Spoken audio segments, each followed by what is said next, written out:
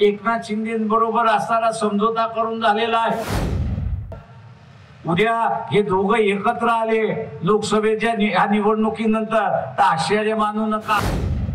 Doctor Mohammed Shahabuddin Shaikh यांच्या प्रचाराच्या निमित्ताने मी आपल्या समोर या ठिकाणी उपस्थित आहे।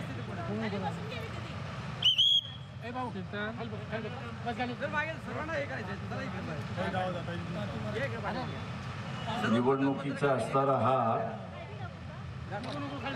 5वा टप्पा असं मी त्या ठिकाणी मानतोय आणि या 5व्या टप्प्यामध्ये जे काही खाजगी सर्वेक्षण येते त्या खाजगी सर्वेक्षण वरनं असणारा 400 वरनं 300, 300 वरनं 280 अशा रीतीने असणारा भारतीय जनता पक्षाचा आकडेवारी येते अशी परिस्थिती आहे।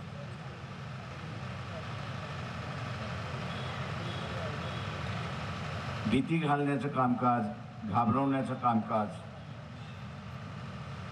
आम्ही 400 येणारच। तुम्ही 2029 ची तयारी करा।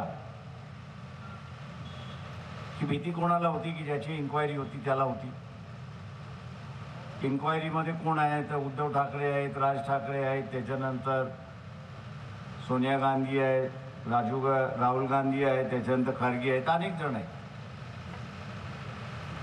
यांना ही भीती होती की तुम्ही काय आमच्या आड येऊ नका, तुम्ही आता असणारा 29च्या तयारीला लागा। परंतु देशाच्या जनतेने ठरवलं होतं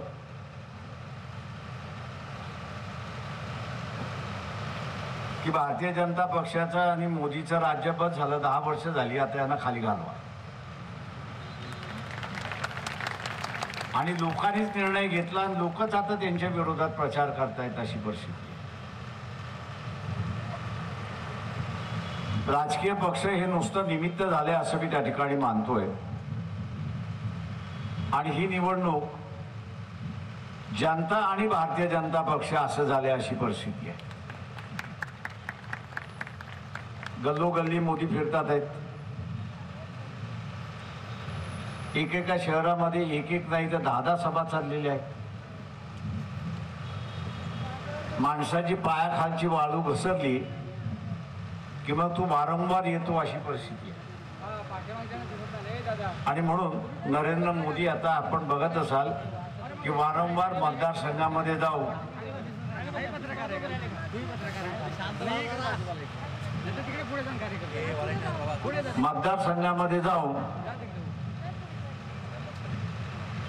मतदान भारतीय जनता पक्षाला करा म्हणून त्या ठिकाणी सांगताय। मित्रो, लोकांचा असणारा गेले 10 वर्ष इथं भ्रमनिरास झालेला आहे। ज्या काही घोषणा झाल्या, ज्या काही वल्गना झाल्या, त्याच्यापैकी एकही अंमलात आली नाही।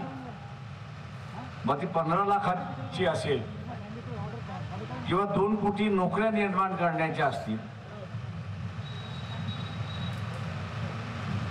किंवा या ठिकाणी जे भ्रष्टाचारी आहेत त्या भ्रष्टाचाऱ्यांच्या विरोधात कारवाई करू असं सांगण्यात आलं। पण दुर्दैवाने त्या सगळ्या भ्रष्टाचारांना भारतीय जनता पक्षामध्ये आश्रय मिळाला आणि त्यांची असणारी सगळी पापत धुळली असं नरेंद्र मोदी त्या ठिकाणी सांगतायत। मोदी स्वतःला फसवू शकतात पण लोकांना फसवू शकत नाही। तुम्हीच लोकांना सांगितलं की अजित पवारांनी 700 कोटीचा 70,000 कोटीचा घोटाळा केला।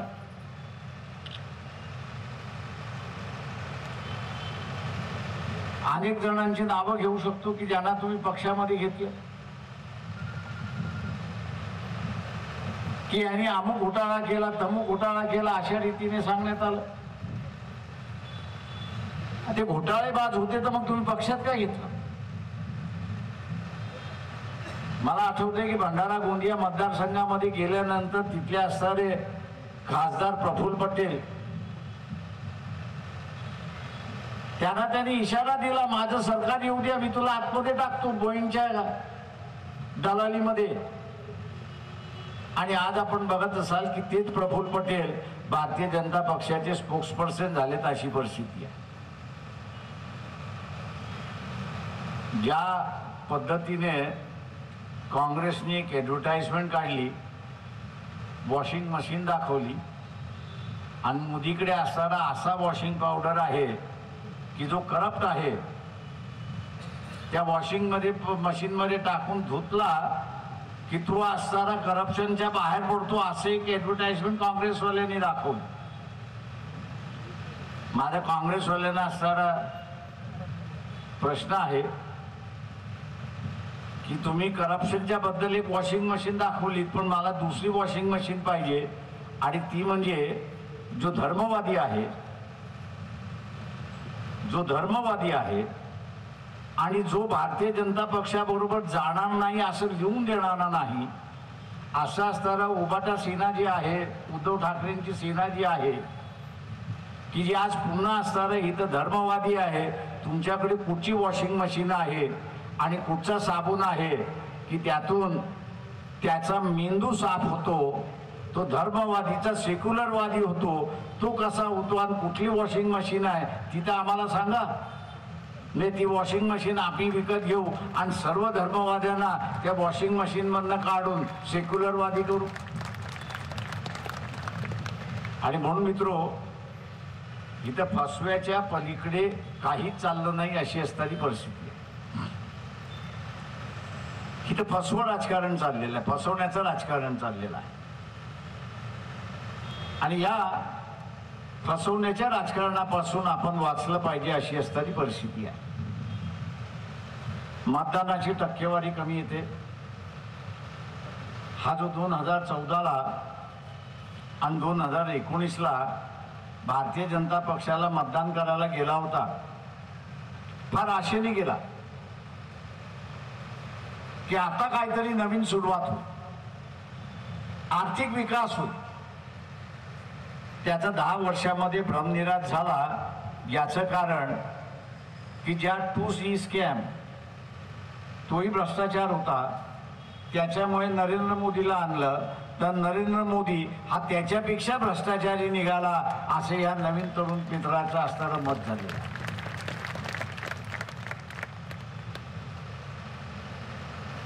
बोफोर्सचं असेल किंवा 2G स्कॅमचं असेल, पुरावा सापडला नाही, पण एक लोकांचं मत झालं की ह्याच्यामध्ये भ्रष्टाचार, लोकांचा भ्रष्टाचार झाला असं असं लोकांचं मत झालं आणि लोकांनी काँग्रेसला काढून टाकलं. ज्यांनी असणारा काँग्रेसच्या त्या काळी विरोधात केलं आणि भारतीय जनता पक्षाला आणलंय, अशा मतदाराला माझा असणारा सवाल आहे की आज तुमच्या पुढे पुरावा आहे, आज तुमच्या पुढे पुरावा आहे की भारतीय जनता पक्षाने सगळ्यात मोठं करप्शन केलं आणि पक्षाची तिजोरी त्या ठिकाणी वाढवली, पक्षाची तिजोरी वाढवली. कोविडच्या कालावधीमध्ये रेमडेसिवीर नावाचा असणारा औषधाचा ब्लॅकमेल झाला, हे आपल्या सगळ्यांना माहिती आहे.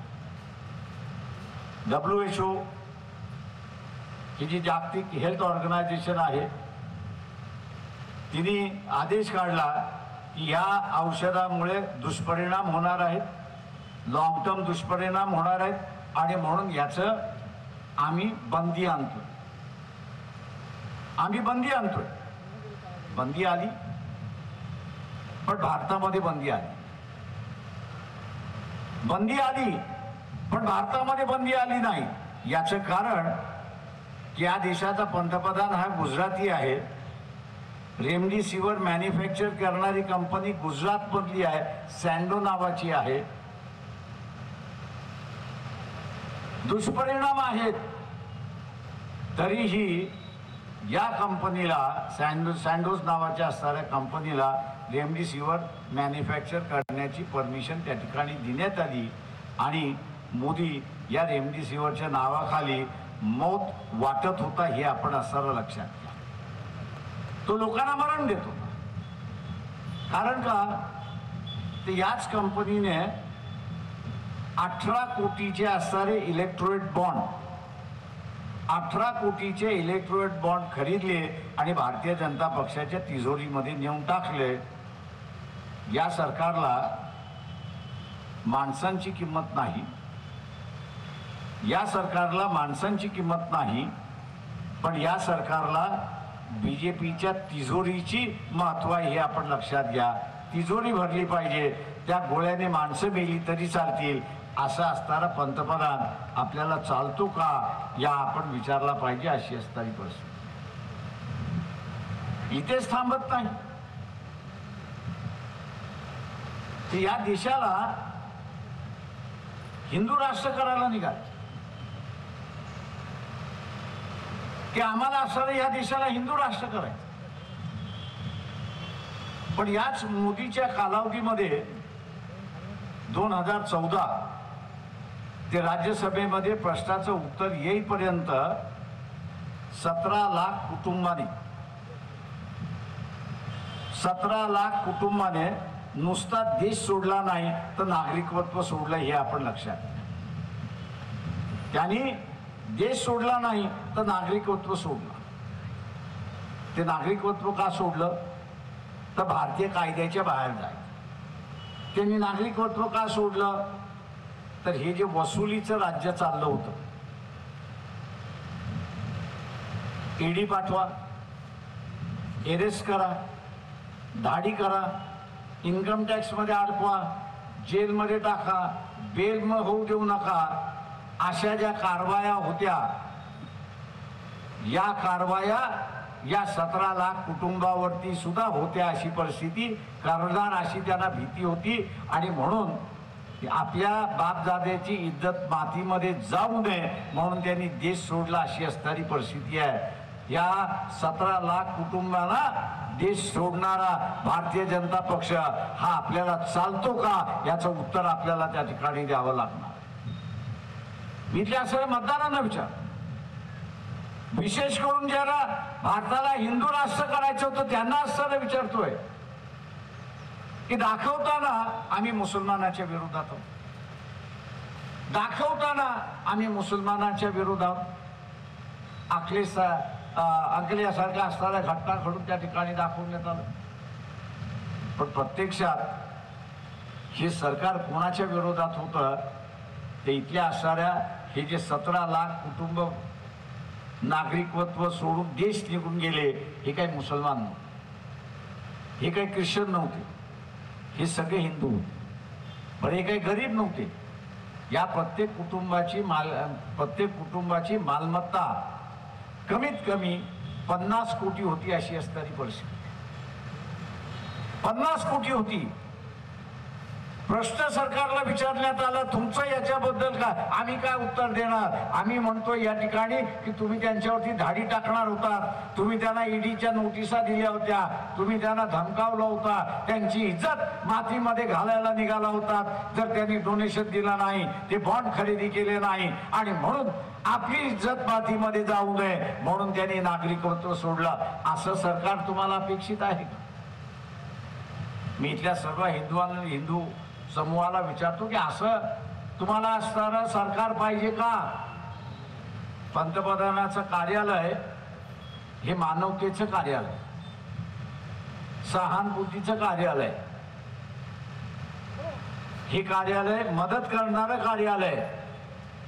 पण नरेंद्र मोदीच्या कालावधीमध्ये हे कार्यालय मदत कार्य राहिलं नाही, सहानुभूतीचं कार्यालय राहिलं नाही, मानवतेचं कार्यालय झालं नाही, तर पंतप्रधानाचं कार्यालय हे वसुलीचं कार्यालय झालं हे आपण लक्षात. सुप्रीम कोर्टाने सांगितलं स्टेट बँकेला की वसुली किती झाली तेवढी सांगा.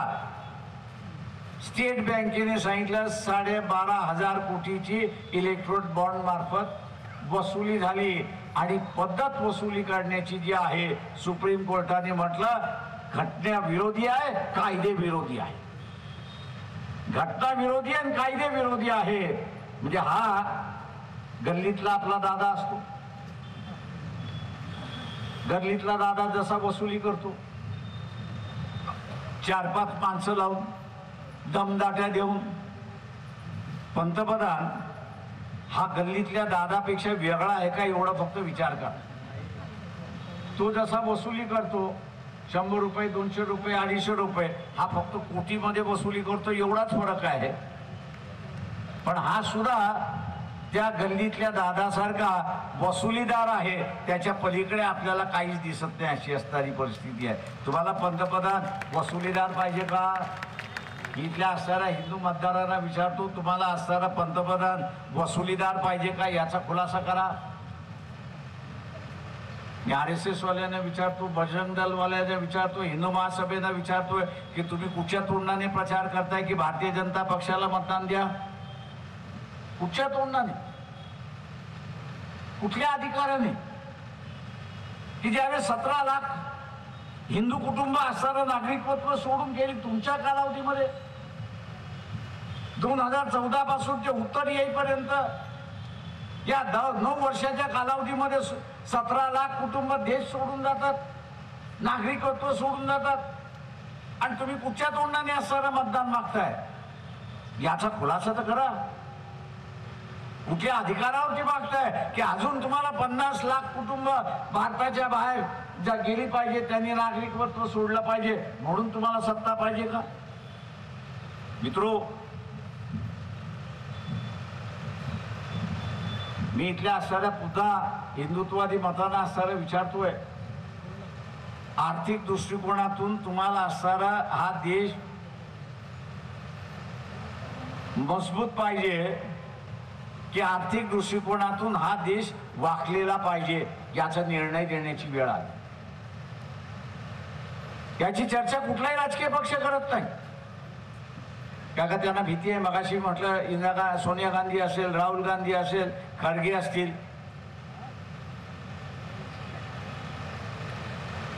या सगळ्यांची इन्क्वायरी लावून बसल्या म्हणून ते बोलत नाही.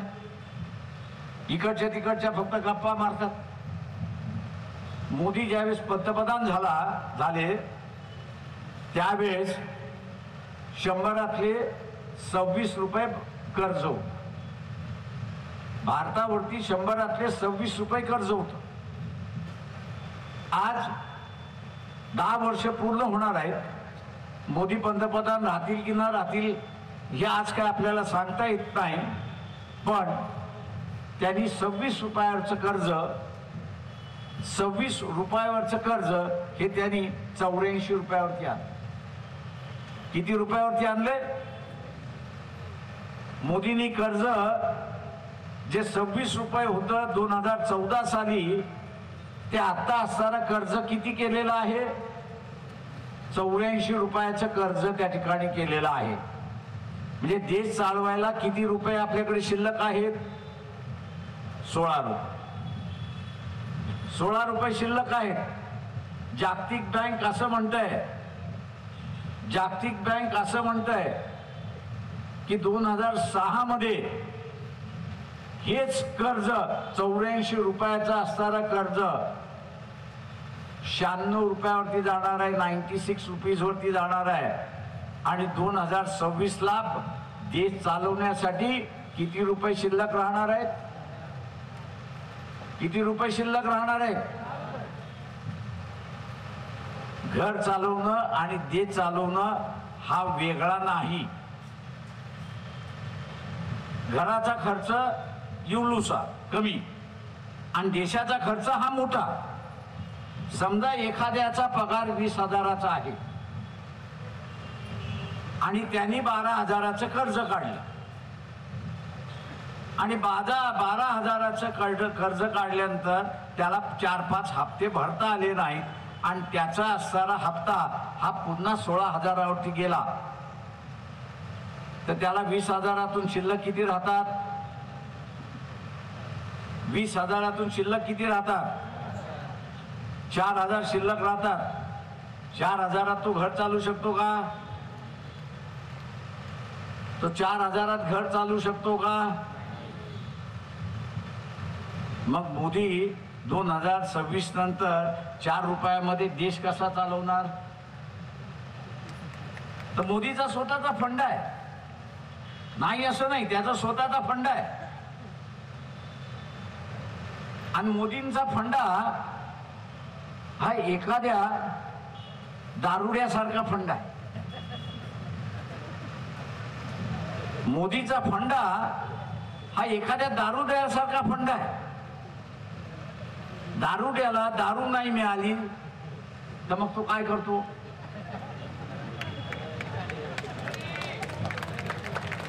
घरातली भांडी कोंडी विकायला सुरुवात करतो, बायकोचं मंगलसूत्र सगळंच विकायला सुरुवात करतोय.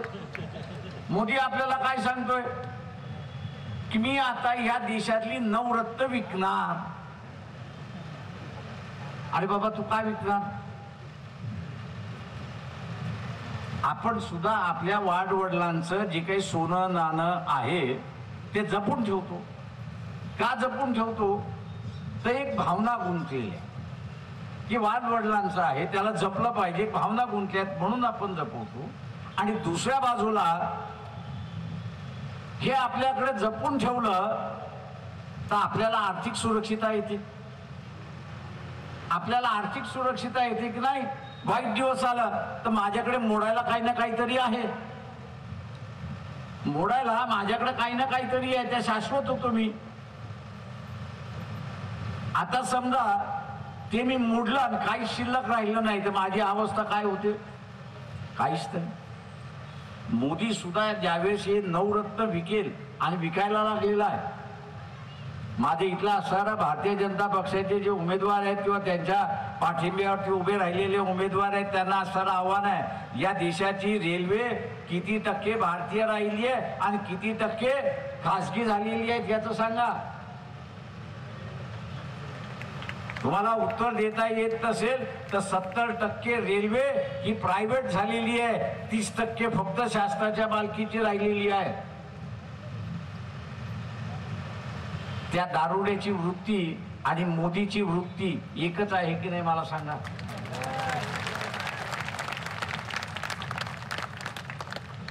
शेवटी दारुड्या कंगाल झाला तर काय होतो? बेघर होतो. तो बेघर होतो. उद्या या सगळ्या नवरत्न विकल्या आणि पैसे राहिले नाही तर आपण काय होणार? सावकार काय करतो? सावकार काय करतो? सगळं लिहून घेतो ना. बाबासाहेब असं म्हणाले होते की या देशाची राजकीय सार्वभौम टिकवायची असेल तर भारताचा आर्थिक कणा मजबूत असला पाहिजे. हे जे नवरत्न आहेत हा भारताचा अर्थकणा आहे, हा भारताचा कणा आहे. आणि हा भारताचा कणा असल्यामुळे आपण ताटमानेने जगामध्ये आज जगू शकतोय, ताटमानेने आज आपण फिरू शकतोय. पण उद्याच हे नवरत्न जे भारताचे आर्थिक कणा आहे तोच यांनी विकून झाला तर आपण ताट राहणार की वाकणार? मी इथल्या असणाऱ्या हिंदुत्ववाद्यांना विचारतोय, तुम्हाला भारताची परिस्थिती पाकिस्तान सारखी करून यायचं आहे का? मोदी सारखा पाकिस्तान करतोय का? त्याला माहिती आहे की मी सुद्धा पाकिस्तान जसा कंगाल झालाय तसं भारताला सुद्धा कंगाल करायला निघालेलो आहे. आणि मग सारखं त्याच्या डोक्यामध्ये पाकिस्तान बसलेला असतो. माझं आव्हान आहे आपल्या सगळ्यांना, या देशाचा आर्थिक कणा आपल्याला मजबूत ठेवायचा असेल तर भारतीय जनता पक्षाच्या विरोधात हे आपण मतदान दिलं पाहिजे. हे आव्हान मी या ठिकाणी करतो. इथे एक चर्चा सुरुवात झाली, उभाटा सेनेकडून असणाऱ्या चर्चा सुरुवात झाली, काँग्रेसवाल्याकडून चर्चा सुरुवात झाली की एखादा मुसलमान उमेदवार उभा राहिला, अरे बीजेपी को फायदा होगा. अरे गाढवानो, 544 जागा आहेत पार्लमेंटच्या, 544 जागा आहेत आणि फक्त 5च ठिकाणी अल्पसंख्याक उमेदवार उभा राहिलाय. 4 मुंबईत आणि 1 कल्याणमध्ये. 4 मुंबईमध्ये आणि 1 कल्याणमध्ये उभा राहिलाय. तुम्हाला भारतीय जनता पक्षाला झोपवायचं आहे. 540 मतदारसंघ खुले राहिलेले आहेत ना, तिथे झोपवा.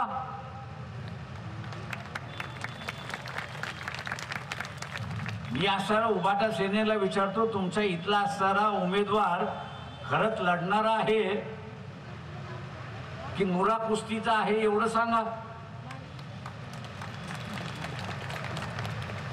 चर्चा हीच आहे की ही नुरा कुस्ती आहे. एकनाथ शिंदेबरोबर असणारा समझोता करून झालेला आहे. उद्या हे दोघं एकत्र आले लोकसभेच्या ह्या निवडणुकीनंतर तर आश्चर्य मानू नका, अशी परिस्थिती आहे. आश्चर्य मानू नका. चर्चा चालू झाली आहे. आपण बघितलं नसेल आणि ऐकलं असेल की नरेंद्र मोदी काय म्हणाले की उद्धव ठाकरे अडचणीत आले तर मी त्यांना मदत केल्याशिवाय राहणार नाही, अशी परिस्थिती. मी त्यांना मदत करणार, अशी असणारी परिस्थिती.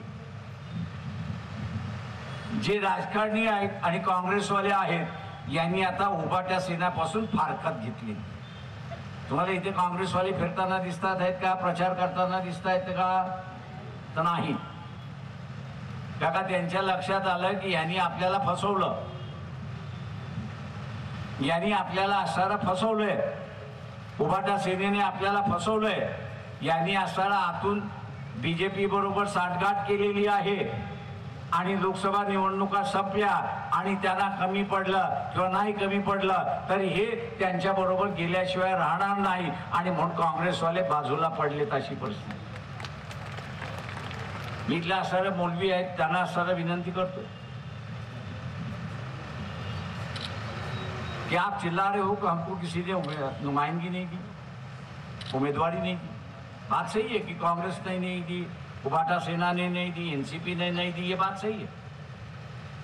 लेकिन जिस किसी संगठन ने दिया है, पार्टी ने दिया है, कम से कम ये तो मानो कि एक मुस्लिम उम्मीदवार कल्याण कॉन्स्टिट्यूंसी हो या मुंबई की 4 कॉन्स्टिट्यूंसी है, वहां पर खड़े हैं. वहां पर माइनॉरिटी के कैंडिडेट है, 4 मुस्लिम कैंडिडेट, बुद्धिस्ट कैंडिडेट है,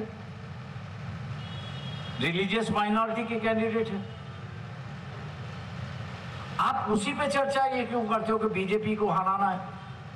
मैंने जैसे कहा कि 540 सीटें, वहां पर ये चर्चा करो कि बीजेपी को हराना है, लेकिन ये 5 सीटों पर जो है ये चर्चा शुरुआत करो कि नहीं, हमको माइनॉरिटी का उम्मीदवार जिताना है ताकि वो पार्लियामेंट में जाके अक़लियतों की आवाज जो है वो बुलंद करे. हम इस बात की चर्चा क्यों नहीं करते? उभाटा सेने का तो मकसद सीधा है, उम्मीदवारी देनी नहीं, नुमाइंदगी देनी नहीं, और फिर बीजेपी को हराने से मुसलमानों के वोट ले दो और बाद में जो होना है वो कर लो. खलीफत हाउस में एक 4 दिन पहले बैठक हुई जिसमें सभी पार्टियों को बुलाया गया था, जहां वंचित अघाड़ी भी वहां पर उपस्थित थी. सेना वाले उस मीटिंग में आए नहीं, उद्धव ठाकरे की सेना के कोई आए नहीं वहां पर. उनकी मांग क्या थी? उनका यही मांग था कि 1991 में जो प्लेस ऑफ वर्शिप एक्ट आया है उसका पार्लियामेंट उसका अमल करे. दूसरा जो है एनआरसी और सीए है, ये संविधान के खिलाफ है, इसके बारे में अब आवाज उठाइए. तीसरा जो है वो उम्मीदवारी की बात थी, और चौथा जो है कि भैया क्योंकि हम आपको वोट दे रहे माइनॉरिटी आपको वोट दे रहा है, इसलिए आपने हमको आश्वासित करना चाहिए कि 5 साल तक आप जीत के आए तो भारतीय जनता पक्ष के साथ भी नहीं जाओगे। लेकिन यह आश्वासन देने के लिए शिवसेना उबाटा से कोई वहां पर उपस्थित नहीं था। अब क्या अर्थ दिखा? बीजेपी को तो हराना है, इसमें कोई दोहरा नहीं है, लेकिन बीजेपी को हराने के लिए मोहम्मद शहाबुद्दीन भी हरा सकता है अगर आपने तय कर लिया तो।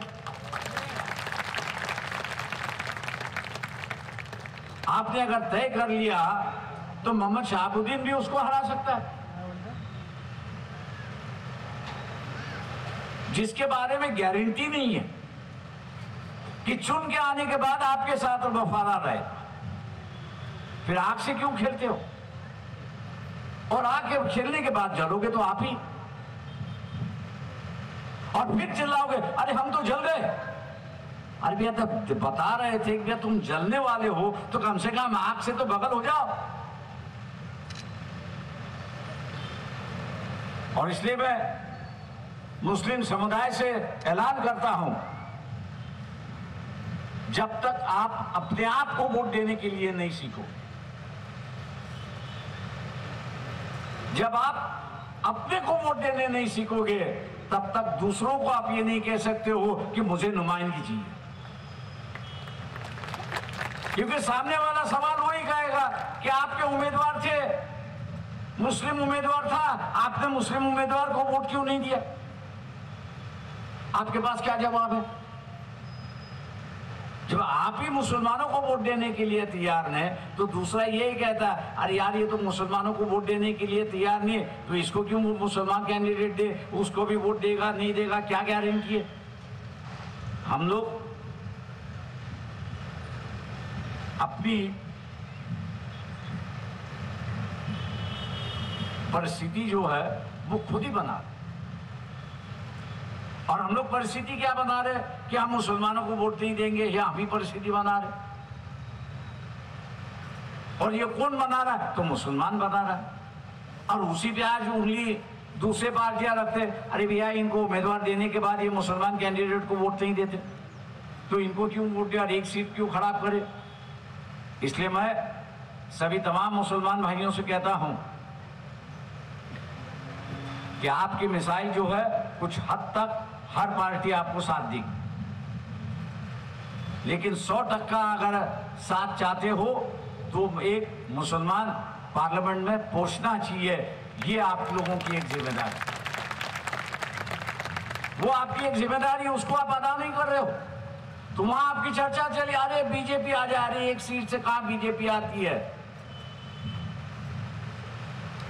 ये जो बेवकूफी और बेवकूफी बातें जो होती है, उसको कहीं ना कहीं तो भी अंत होना जरूरी है, ऐसा मैं मान के चलता हूं। और इसलिए यहां जो मुसलमान समुदाय, मैं उनसे ये कहता हूं कि फुले शाह अम्बेडकर जो वोटर है वो डॉक्टर मोहम्मद शहाबुद्दीन शेख के पीछे पूरी ताकत से खड़ा होगा, और 20 तारीख को पूरी ताकत से वोट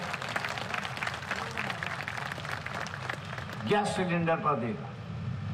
सवाल मुझे अखबार वाले यही कहते हैं कि प्रकाश भाई आप तो कह रहे हो आपके तो वोट जाएंगे, लेकिन मुसलमानों के वोट जाएंगे क्या? मैंने कहा इसका जवाब तो मैं अब नहीं दे सकता हूं, 4 तारीख को ही दे सकता हूं। और 4 तारीख को इसलिए दे सकता हूं कि आपने वोट दिया, तो फिर मैं जाके कह सकता हूं अरे भाई नहीं, यहाँ के मुसलमानों भी वोट दिया, शेख शहाबुद्दीन को वोट दिए और इसलिए वो जीता, ऐसी परिस्थिति है। और इसलिए मैं ऐलान करता हूं आपसे कि आप अपने ही पांव पे कुल्हाड़ी मारने जा रहे।